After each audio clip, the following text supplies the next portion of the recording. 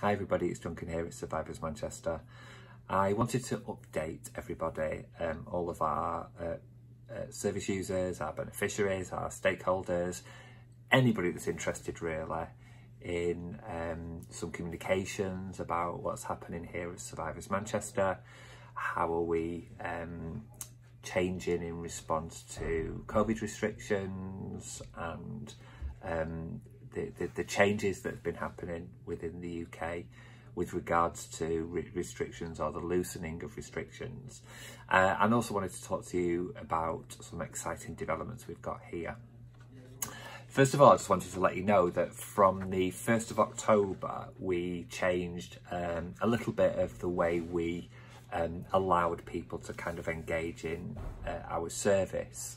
So during the lockdown, we were very much primarily focused on online, and that's something that we're going to move into and continue to deliver, move into our current way of delivering services. So online access will always be part of our service now, but we've opened the doors now, and we are seeing more and more people who want some face-to-face support rather than telephone or online support for a whole host of reasons. We have to kind of remember that not everybody can access online support, and also not everybody has the right settings wherever they are to be able to access online support.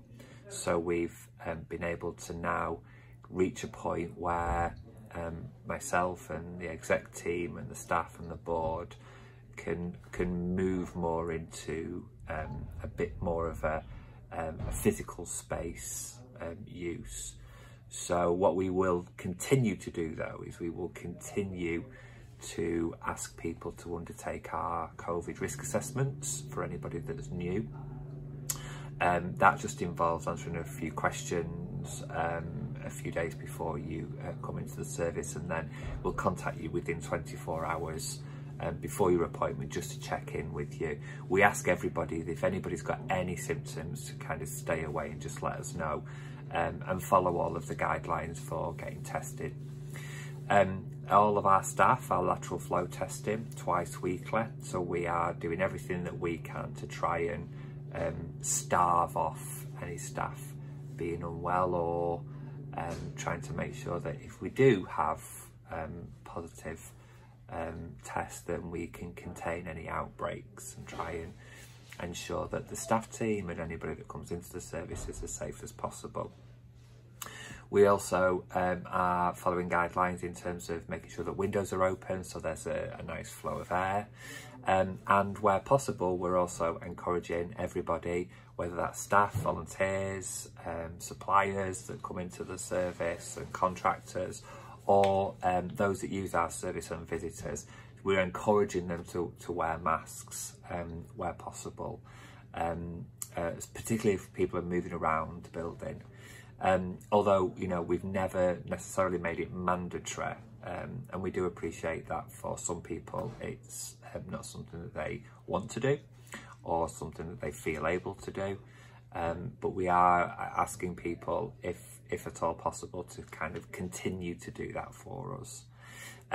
Staff are also fully jabbed, and we will soon be engaging as frontline key workers in booster jabs, and also we're all getting our flu jabs. So get your flu jabs. You know, we need to do everything that we can to protect ourselves and protect each other. The waiting room is reopened. We have still got some socially distant measures in place, so we're asking people to utilise the space in a safe way and in a distant and measured way. And all of our rooms are now back open. Although the rooms where there isn't windows, we are encouraging people to still wear masks where possible. There'll be some other changes from the 1st of November, which is we will be extending the space that we use. So We have taken over next door to our current space, so our current centre here in Salford and on the border of Salford and Manchester in the city centre. We will be taking over a new space which will be primarily for our ISFA team and our group and community development team, so Jeff and for Kieran, and we'll be reopening our safe room. We've listened to people. We know that we can't create a plan that is suitable for absolutely everybody, and I do know that there will be some people that are slightly disappointed in access issues. We are trying to make sure that we keep the widest possible access, but our safe room, physical space safe room, will reopen. We've listened to people, and there's some people who haven't been able to access the safe room during lockdown, so they're really happy. We've done some engagement with our service users and asked them what it is that they would like, what days. So the physical space safe room will return at the beginning of November in our brand new group space. We will keep a online version of the safe room, again for those people who are shielding or people who have particular access issues, and that will take place on a Monday, whereas Thursday will be the return of our physical space safe room. We will also be looking at the development of other place-based group activities. We've got our health walks which are continuing. We are having some conversations at the moment with a number of different other organisations, including RHS and a few other top secret ones at the moment, but we are going to be looking at making sure that our community-based activities are reopening, and we've got a much better diary for people, so people can access support at a level that they think it's most appropriate. We will keep our one-to-one therapy space here in the centre, and this will still be our main reception, but all of our group and ISFA activities will happen next door. But your therapist or your ISFA or your group worker will let you know where we'll be. And even if you come to the wrong building, it's fine, it's only the next door.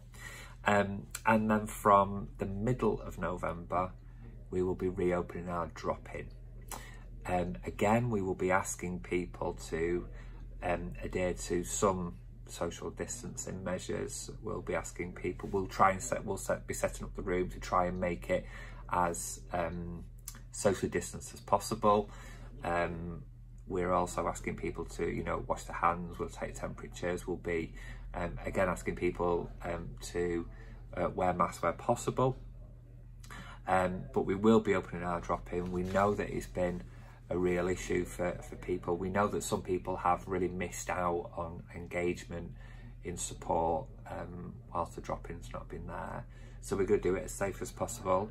Myself and Chris, our operations director, will continue to engage in discussions with our commissioners, with public health, with the NHS, to make sure that we are doing everything possible to find a balance between ensuring that people can access the right support at the right time, whilst also trying our best to keep people as safe as possible, or playing our part at least to keep our spaces as safe as possible for people to choose to come into them or not. We are finding a balance between physical space and online space. There's probably going to be some teething problems, but we're here to listen and take feedback. But we are doing everything that we can to find a nice balance to ensure that nobody is restricted from opportunities to engage with us.